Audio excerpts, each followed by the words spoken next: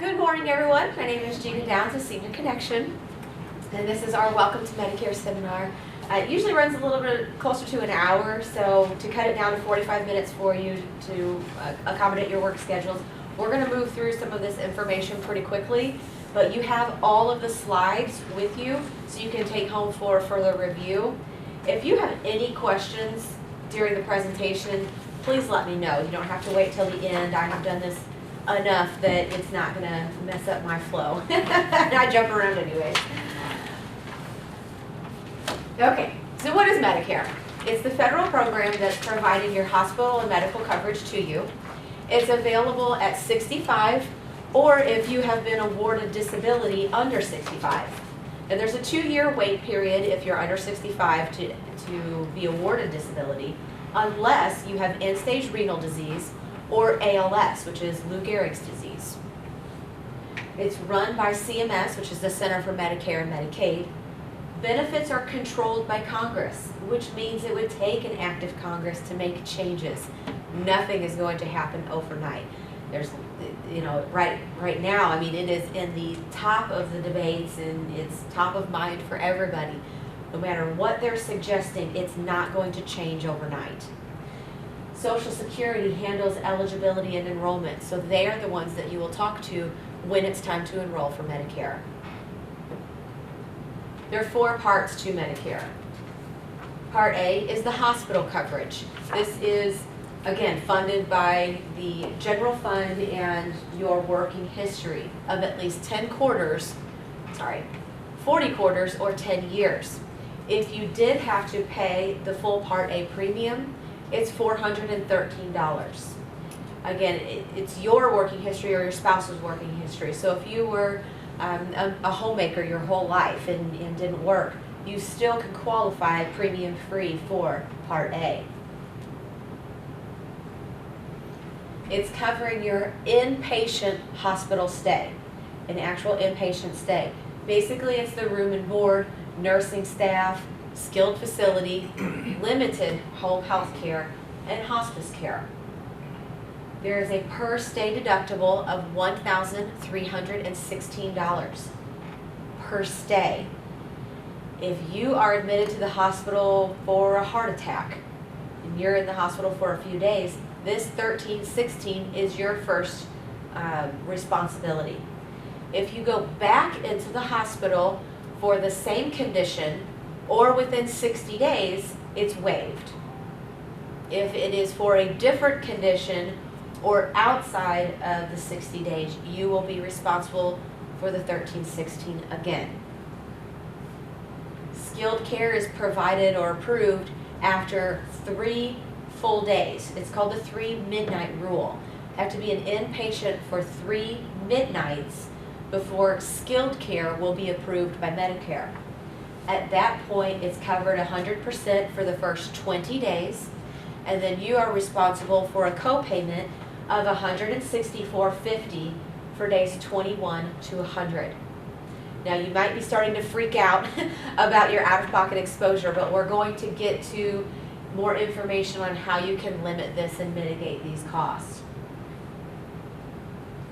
Part B is financed through the general fund and your monthly contributions. If you're receiving Social Security, the premium will come automatically out of your Social Security check. If you are on Medicare but not receiving Social Security, you will be billed on a quarterly basis for Part B. Now, the premium this year starts at $134 per month. If you are a higher income earner, if it's $85,000 as an individual or $170,000 as a couple filing joint tax returns, you will pay a higher Part B premium. Yes? Is Part B optional, or that's just an automatic thing? It may be optional. We'll get to that in just a minute. Yep. But now with the income, the possible income, there are 4 levels of income that determine the prices that you would pay for your Part B, but the standard is $134. Now, if you've got a family member that's been on Medicare for a couple of years, their premium is going to be different than this. Those that came onto Medicare last year and new enrollees this year are paying $134. People who were prior to 2016 are paying $109. So if you see that difference with a family member, that's why, because they've been enrolled longer. You have an annual deductible of $183. This is often split up over multiple doctor's appointments. Medicare is generally paying 80% of approved charges, and you are left with the final 20%. This 20% is your largest area of exposure with Medicare because it's unlimited. There is no out-of-pocket maximum with this 20%. Now, Part B is covering medical services, doctor's offices, lab work, durable medical equipment, x-rays, outpatient surgeries and facilities, the ambulance charges. All of that is filed under Part B, and you are responsible for 20% of all of those charges. Now, 20% of an office visit, not much. I mean, $50 maybe, but 20% of a knee replacement could be thousands of dollars. And that's one event in that year. So that's the thing that we need to protect the most. That's what we need to cover.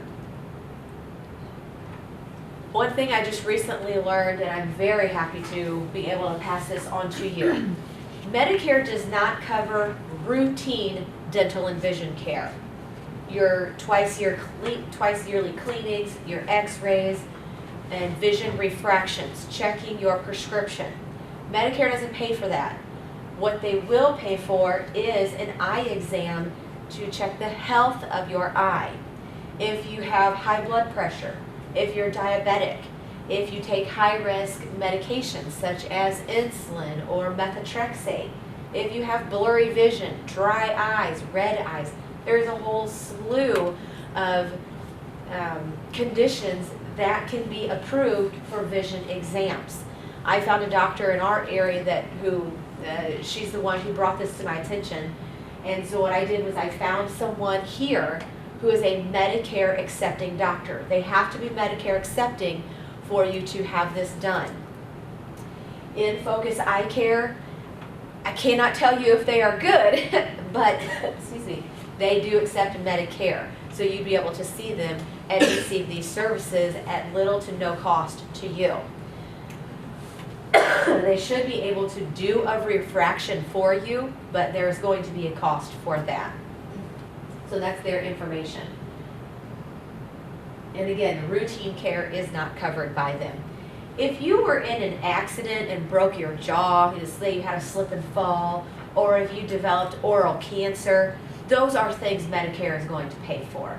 But it's the routine care they're not going to cover. Yearly physicals. With our group insurance, we can have a physical. With Medicare, you cannot. You can have a wellness exam. What's the difference between a wellness and a physical? Well, a physical is much more in-depth, head-to-toe screening, full comprehensive metabolic panel, very in-depth review. A wellness exam is check your height, weight, check your blood pressure, how are you doing, give you a depression screening, and here's a list of exams that you can have on this timetable. I had a nurse that was at a presentation one time and said, well, if that's all they're going to give me, of course I'm going to be depressed. They can run blood work, but it has to be diagnostic. So if you're taking a blood pressure medicine, the doctor has to order a diagnostic test to make sure that your blood pressure medicine is still working. If you're diabetic, they're checking your A1C and your blood glucose. If you're having symptoms that you might be hyperthyroidism, they are specific diagnostic tests. And they cannot be done in the same appointment as your wellness exam. It has to be done on a separate day, which is counterintuitive because now you have to come back for another appointment. And Medicare is paying for a second visit. But these are the rules. If it's done in the same day as your wellness exam, or they run a full panel, you are responsible in full for those charges. Now, we have seen bills between $170 and $174 for full blood panels. On one side of it, it's, why check for something if nothing is wrong? You're running blood work unnecessarily. But on the other hand, if you don't know something is wrong, if you're not testing for it, how do you know? And we have a perfect example. We have a longtime client who recently passed away, but his doctor ordered a blood panel accidentally. They found out he had stage 4 liver cancer. He was able to start treatment and prolonged his life a couple of months, but they would not have found it had they not accidentally run that blood work. And he would have all of a sudden gotten sick and passed away and had very little warning for his family. So it was kind of a blessing in disguise that it happened. But his bill for that was $174. He had to pay it. Inpatient versus outpatient. I'm going to go through this kind of quickly as well. If you are inpatient, your services are covered under Part A.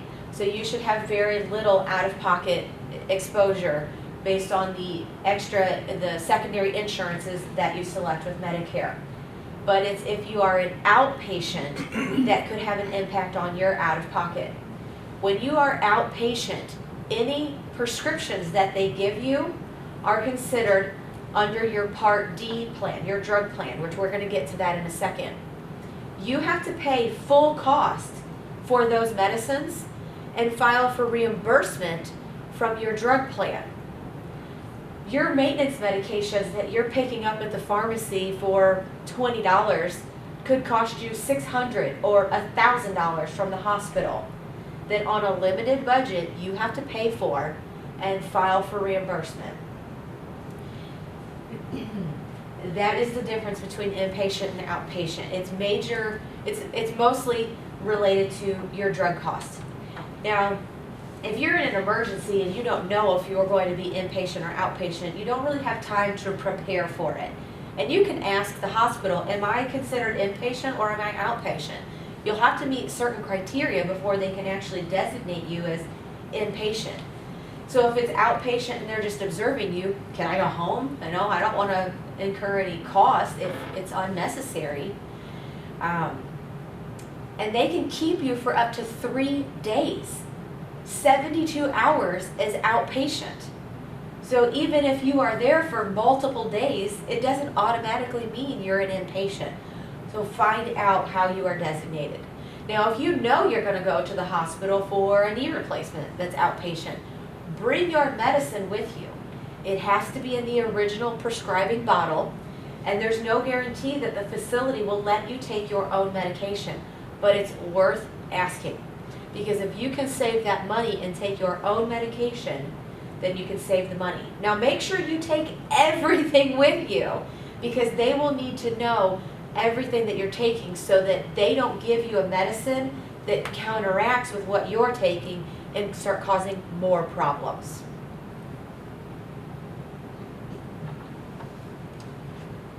Okay, Medicare Advantage, which is Part C. These are private insurance plans that are contracting on an annual basis with Medicare to provide your benefits for you. You've got HMOs, health maintenance organizations. They're the most restrictive kind of care, in-network coverage only. PPOs, preferred provider, in and out of network. And in Medicare, we've got ones called private fee-for-service or PFFS. Oftentimes, these plans include drug coverage as well. So these would be called Medicare Advantage prescription drug plans. We're going to go into more detail on these in just a few minutes.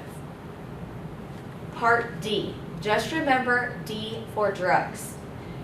These plans are covering your outpatient prescriptions, the prescriptions that you are taking on a daily basis yourself. You could have a standalone prescription drug plan or one that's part of a Medicare Advantage plan.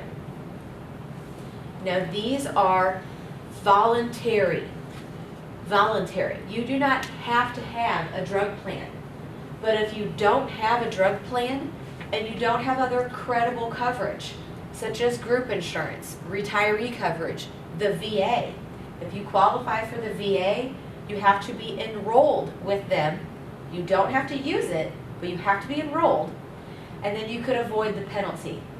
Now the penalty is 1% of the average national premium for the year, which is 34 cents a month, not life altering. For a year, if you were without a plan, that penalty would be about $5. But you keep the penalty for life. So you enroll in a drug plan next year and the premium might be $15. Well, because you have that $5 penalty, you're going to pay $20 a month for that plan. But the following year, you change your plan and it's $30 a month. Because you have that $5 penalty, you're going to pay $35 a month for that plan. It stays with you for life. We've got clients that have never had a drug plan because they either don't have any drugs or they have very low cost drugs. They're just risking it. They're just assuming more risk in that situation. We've also got clients that have a drug plan even though they take no medication, just in case. They don't want to take the penalty, and if they're put on something, they might have coverage. The reason I say they might have coverage is because every plan is different. I believe in your area there are 23 plans available. Every one of them is different, and they all have different formularies. So no plan is covering every drug. Now, if Medicare could make any part, or the government could make any part of Medicare confusing, it's the drug plans. They all have the same structure, whether they're standalone or within a Medicare Advantage plan. You've got a premium for your plan, and you've got tiered co-payments. Now, the plans can choose to have a deductible or not.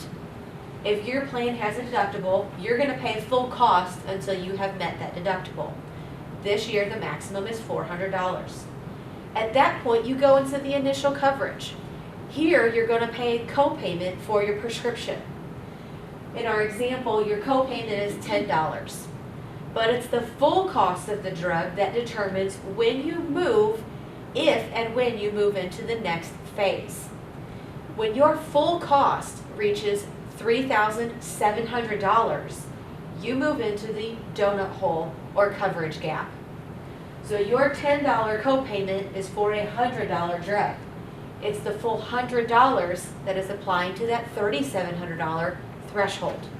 You can think of it like a bank account. You've got $3,700 in there. Each time you fill a prescription, it is chipping away at that amount. When it zeroes out, you're moving on to the next phase. Or you could think of it like you're making deposits. You're going to deposit $100 every time. And when your account reaches $3,700, congratulations, you're moving on up. You're going to move into the donut hole or coverage gap. Now here, you're still going to pay a copayment, but you have a higher cost sharing. You're going to pay 40% of brand names and 51% of generics. So with our $100 drug, we're going to say it's a brand name. So you're paying $40, you're going to pay a $40 copayment for that medication. $10 for it to $40. Now the manufacturer is giving a discount for that of 50%. And then there's another discount of 5% in there that is helping get you out of the donut hole. When your cost goes from $3,700 to $4,950, that is when you move into the final phase of the drug plan, which is catastrophic coverage. Here you will pay no more than 5% of the full cost for the rest of the year. Getting into the donut hole, it is 100% of the cost. To get out of the donut hole, it's 95% of the cost. It's kind of an unfair trade. 100 gets you in and 95 gets you out. Now, a part of the Affordable Care Act is shrinking this donut hole so that by the year 2020, there is no donut hole and you pay no more than 25% all year. If they fully repeal the Affordable Care Act or they don't replace it and have something similar, this will revert back to prior to 2010, where when you are in the donut hole, you will pay 100% of the cost. So this has been a very positive change for the Affordable Care Act and the Medicare beneficiaries, this shrinking donut hole. We had clients prior to this, when they would hit the donut hole, they would stop taking their medication, they would quarter their pills, or we had a client one time tell us that she had to eat cat food because she could not afford food. It was buy food, buy medication, and pay my electric. Which one am I going to miss out on?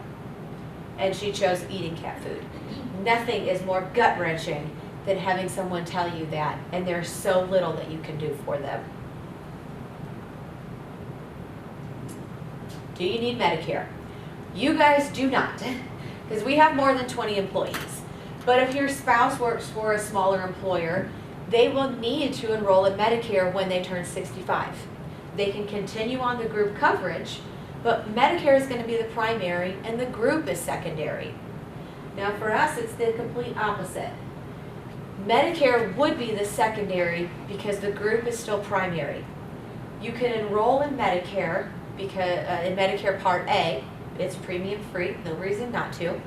But we can delay the Part B enrollment and avoid paying that $134. So to circle back to your question, do you have to enroll in it? Not necessarily, because we can delay that enrollment while we are active employees or your spouse is actively employed. If you guys participate in our HSA, you cannot enroll, well I should say, if you want to continue contributing, you cannot enroll in A or B. If you do, the penalty is 30% of the contributed amount. And it's 6 months prior to your enrollment that you have to stop those contributions. Now, you can prorate your contributions. Let's say you're going to enroll in Medicare it starts in September.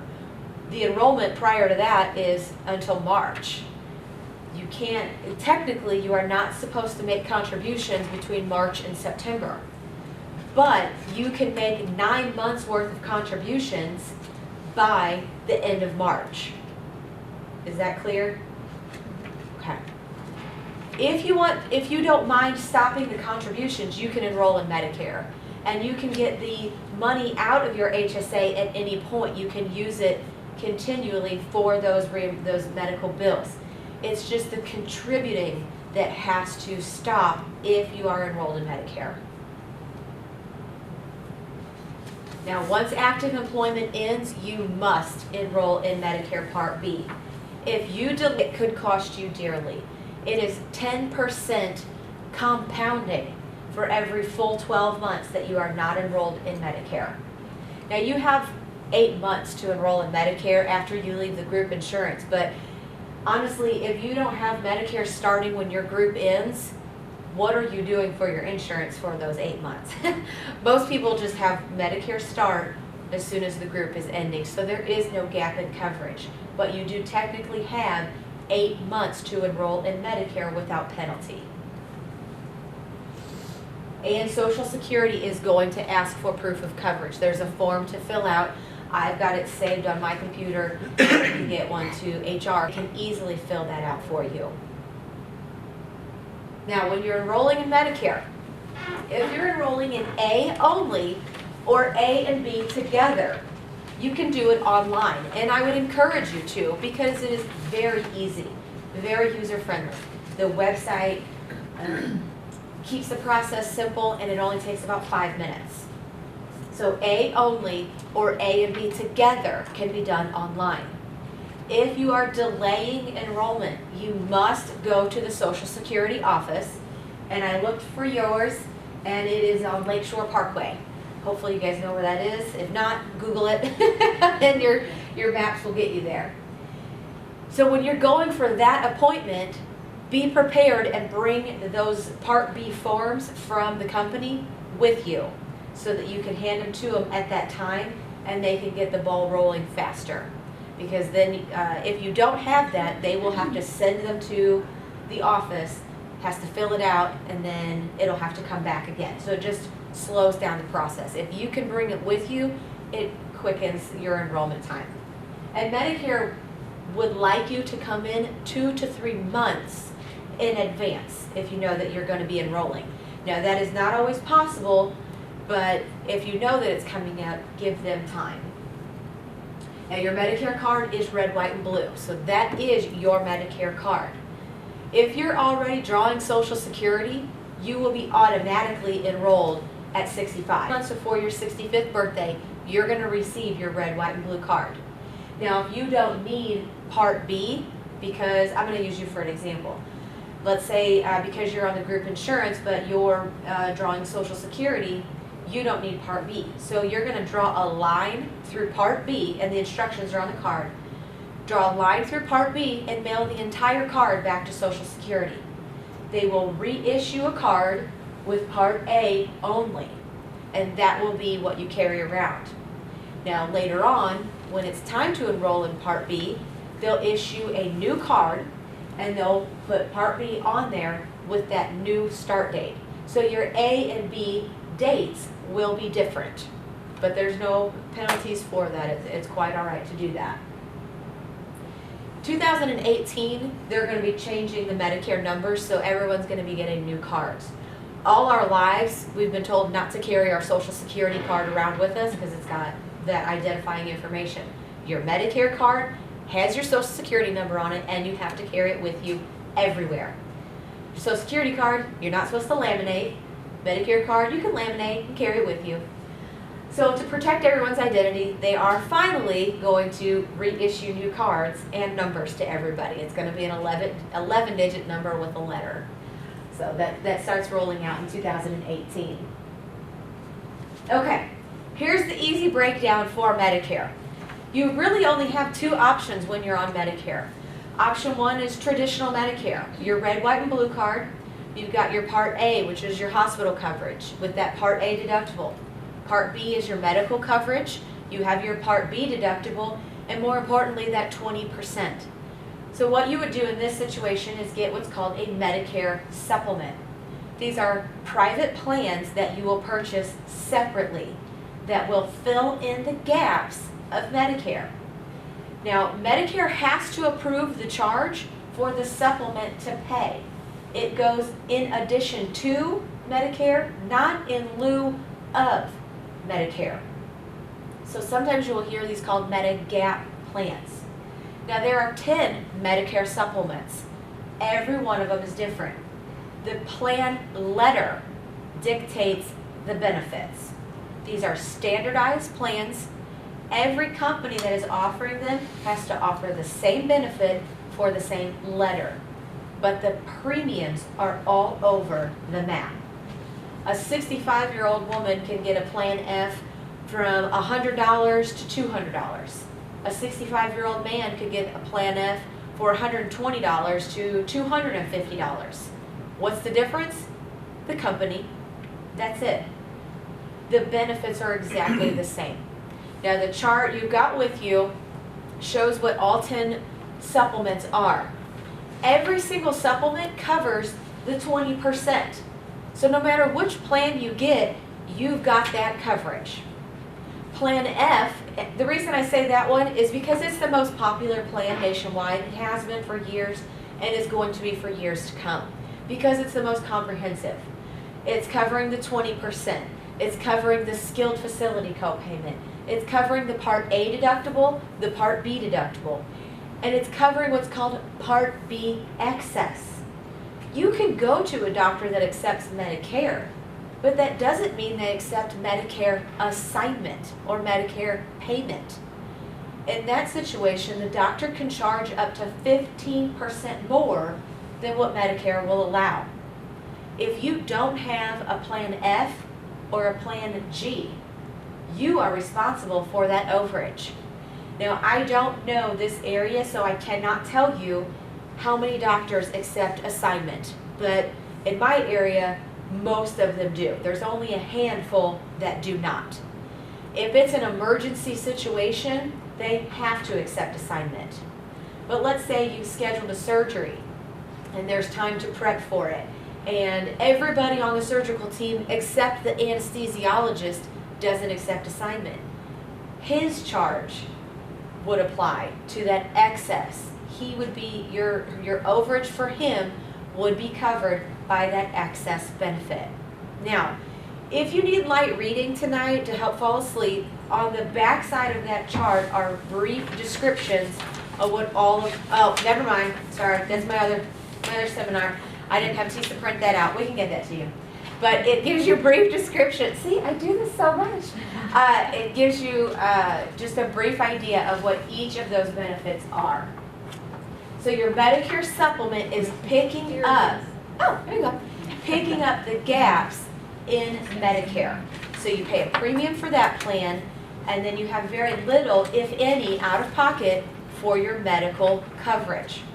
Now, because Medicare and your supplement don't cover outpatient prescriptions, this is where your standalone drug plan comes into play. You're going to have a premium for this plan and co-payments for your prescriptions. That is how option 1 encompasses your medical coverage.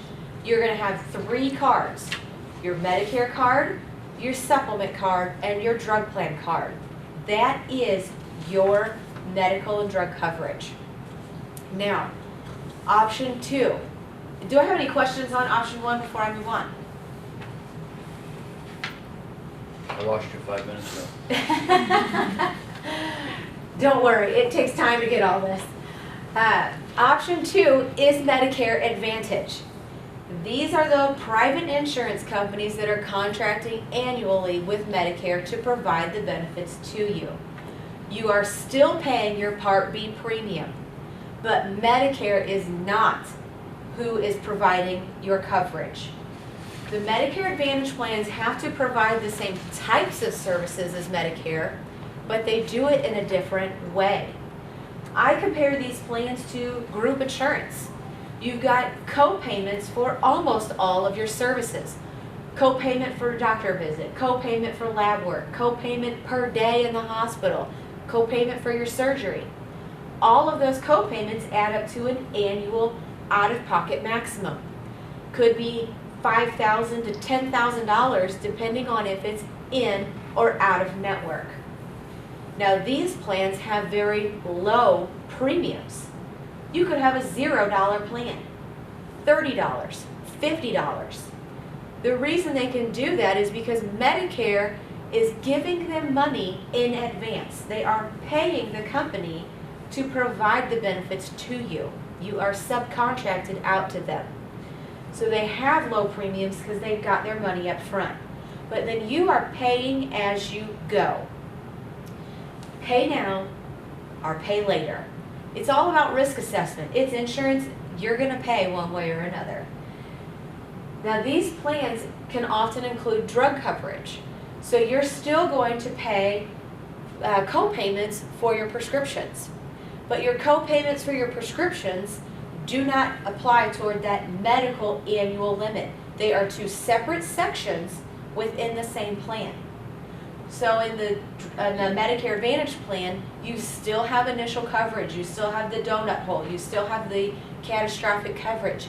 Those phases still apply within this Medicare Advantage plan.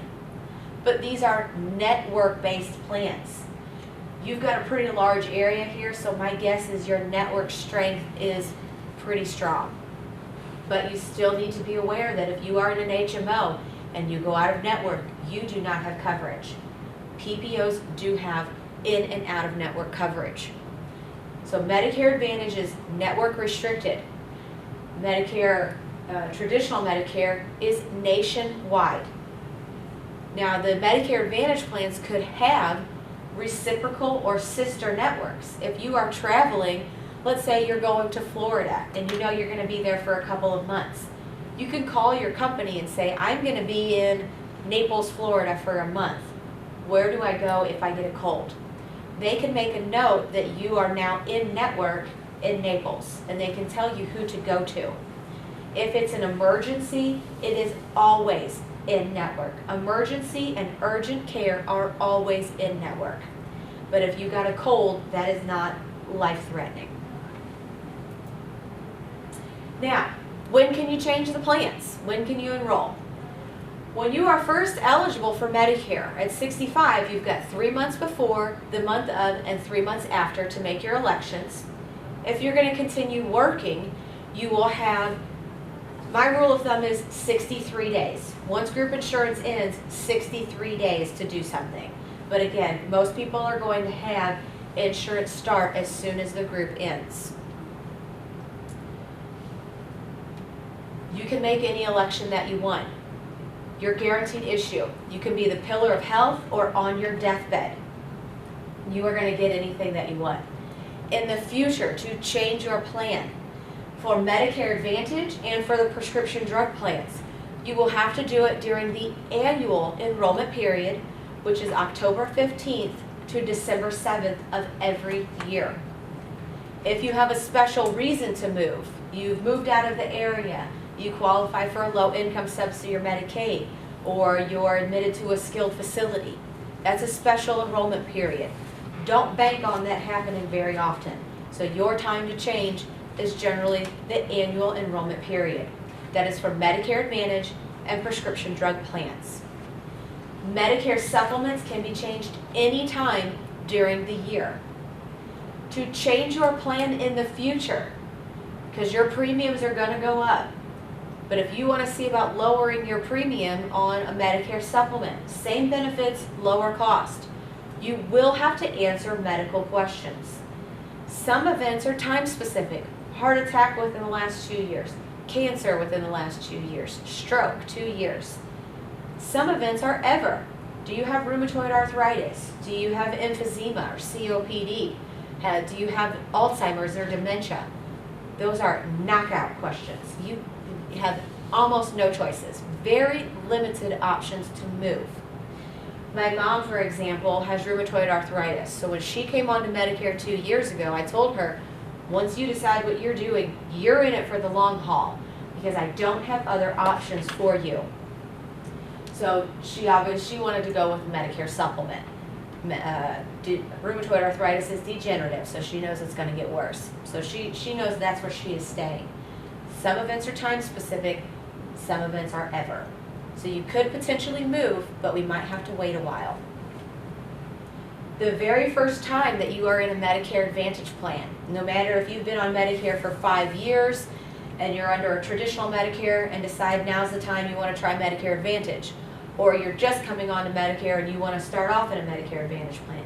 The first 12 months that you are in a Medicare Advantage plan, you can leave for any reason and go back to option 1. No questions asked. I have only used the trial period one time. We had a client that was on Medicare for about 5 years and she was in perfect health. She told me, I'm so tired of paying these premiums, I want to go to a Medicare Advantage plan. So we signed her up for a Medicare Advantage plan. In March of that next year, she was diagnosed with cancer. Across the board, chemo treatment is 20% copayment. She was going to reach her annual limit in 1 month. So we used the trial period to get her back in traditional Medicare and lower her costs because it was more affordable for her to stay with traditional Medicare than to meet that out-of-pocket maximum under Medicare Advantage plan. That's an extreme example, but it helps you understand why someone might use the trial period. Now, my parents, you might be wondering, well, which option is better than the other? Neither option is better. It's just what's in your best interest. My mom, again, has rheumatoid arthritis. Option 1 is where she wanted to go. She doesn't want to have to worry about it. My dad, on the other hand, he's only gone to the doctor one time in my entire life. I'm 35. And he was forced to go to the doctor for his work, for his employer. So they ran every test that they could to see how he was doing. Completely clean bill of health. He smoked Marlboro Reds most of my life. He was a contractor, so he worked out in the sun, never wore sunscreen. He drinks whole milk still to this day, whipping cream. He likes cheap cookies. He's got a terrible diet. I remember growing up, we would sit on the couch late at night, and he and I would just be there with our tub of cookies, eating them, just watching TV. Completely clean bill of health. So he is not going to pay for insurance that he is not going to use. He's going to the doctor on a stretcher. He's been in Evansville for 4 years now, and he still does not have an established doctor. He's not going to the doctor.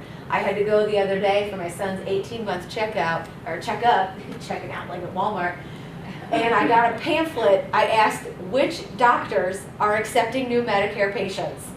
And so they told me which ones were, and I brought the pamphlet home and I said, Dad, here's your doctor options. Call them. Get established with somebody. And he's like, I'll think about it. So the same household, two completely views on insurance. This is not a one-size-fits-all plan. It is individual to your needs, particularly the drug plans. Because every company has different formularies, you may be on a different plan than your spouse or your best friend because you're taking different medication. It's what is in your best interest. Who is going to cover your drugs in the most cost-effective way in total? It is not just about who has the lowest premium. How are your drugs covered? Because you can have a $15 a month premium, but if you're paying $100 a month at the pharmacy, that might not be in your best interest. And you want to review it every year. These plans change all year long. The Medicare Advantage and prescription drug plans can change throughout the year. Drop drugs, drop doctors, add doctors. But unless you have a special circumstance, you can't change. You're stuck in the plan. So it's important to review it every year to make sure that it is still your lowest cost option. Have I lost everybody? Blown your mind? These are the enrollment periods that we talked about. Now, if you are having trouble paying for your prescriptions, or your family member is, or someone at your church, there are a couple options available. The low-income subsidy, or extra help, helps pay for prescription drug costs. You do not have to be destitute to apply for extra help, and many people would be awarded it if they would apply. Again, it's helping pay for prescription drug coverage. You can apply online at the Social Security website, or you can do a paper application, but they would prefer that you do it online to help streamline the process. Now, if your finances are much tighter, Medicaid may be an option for you. Now, I was looking at Medicaid options. In our area, we have a community service that we refer people to that literally walk them through the entire process. So they have someone that helps them along the way. I couldn't find that exact similar program, but York County Assistance Programs has so many things available to you guys here that I couldn't pick one phone number to list here because there were so many options. There was food assistance, there was Medicaid assistance, there clothing, the list went on. So Google York County Assistance Programs to see what they have available that might fit your situation or your family member's situation, and check that out for you guys. This is my lovely staff. And Tisa is here on site learning about all this, so she can be your point person here. I know this is a lot to take in, and it can be pretty overwhelming. And when you are turning 65, you are absolutely inundated with mail. Every day, your mailbox is full of stuff. I had my parents start collecting it for me so I could use it in presentations. And finally, I just had to tell them, I can't take it anymore. I've got too much junk in my office. I have a stack of mail like this. And it says things on the outside like, don't miss out on your benefits. If you don't reply, you're going to lose your benefits. And it freaks people out because you don't know. And you're researching it, and it makes no sense. So work with somebody that knows what they're talking about, or at least pretends like they know what they're talking about.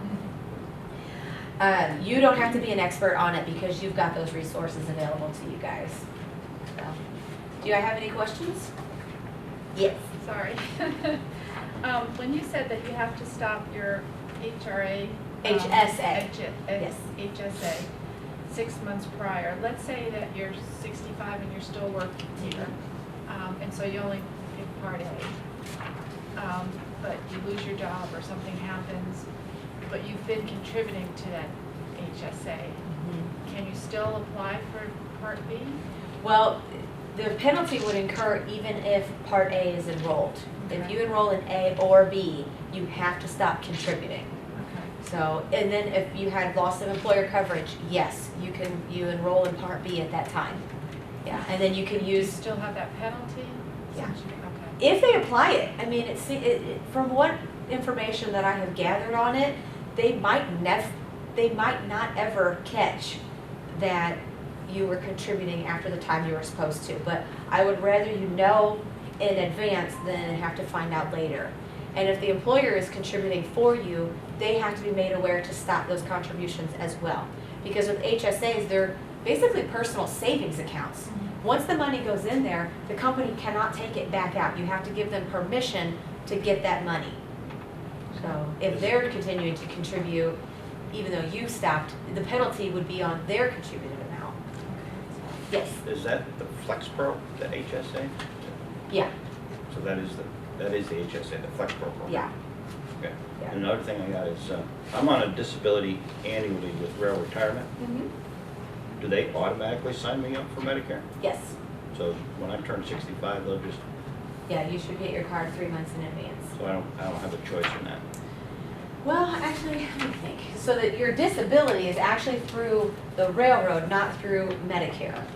Because you're not, because with Now, Medicare. the rail retirement, they call it a tier 1, tier 2. Okay, And tier 1 is, it's the same amount as Social Security would be, mhm. and it's kind of considered under the same rules, I think, as Social Security. But then the tier 2 part is the rail retirement, strictly rail retirement. Okay. So, I would think that you would be automatically enrolled, that you could contact Social Security or someone at the railroad to find out. But I would think that you would be automatically enrolled in that at 65. but that would cause us to stop using the Flex Pro. Yes, you could get money out of it to pay for those medical expenses, but you wouldn't be able to continue contributing. Now, I'm just again, trying to figure, that's what my question was, is do Yeah. I even have to sign up for Medicare? well, Because, if you're see, automatically enrolled, you're gonna get that card, and you would have to talk to Right. Social Security about stopping not only B, but A, if you're gonna continue contributing. Because it is not often that people decline A once they're 65, because it's premium free. Mhm. But we're seeing a trend more and more of doing that because more and more employers are offering HSAs. So, yeah, I would. Yeah, see, we would have to stop the Flex Pro program. Not you, she would not, as long as she's not Medicare, on Medicare, but you, So she could still have it. your portion of it, yeah, your portion would have to stop, but she could continue My contributing. portion and her portion. Because you have an annual amount that you can do for a family. There's a single there's a single person maximum amount, and then there's a family maximum amount. So they would determine that, what your portion would be. I know enough about HSA rules to be dangerous, so I am not the person to talk to on HSAs. I just know enough to tell you to discontinue contributing if you're enrolled in Medicare or face substantial penalties. Yeah, I always refer people to the HSA administrator for more guidance on that. But because she's still working, Yeah. it doesn't sound to me like I would even have to be concerned about B. Yeah, you don't, I mean, you could delay it. If you get that card and it's got A and B, you can mark it out and send the card back so they can issue a new card. Because there's no reason for you to pay for Part B if you don't need it. I mean, you'd just be throwing money away. So if you're still working at age 65 and you just take Part A, did I understand that if you're not going to take Part B, you have to go to Social Security and notify them? No. No. Now, if you're automatically enrolled in Social Security, you would need to indicate it on I your card. understand. But yeah, if you're just gonna take A, if you enroll online and you just take A, then that is Social Security's notification. Thank you. All right, well, thank you guys for coming in. I hope I've answered some questions and I've given you a million more to come up with. Thank you for coming. I have one more question. Yeah. Sorry. What is the copay, the hospital copay after 60 days? The daily copay? Do you know what that is? Oh, it is $183. I think I think it was very similar to the Part B deductible, but your supplement would pick that up. Oh, okay. Yeah, the supplement covers that.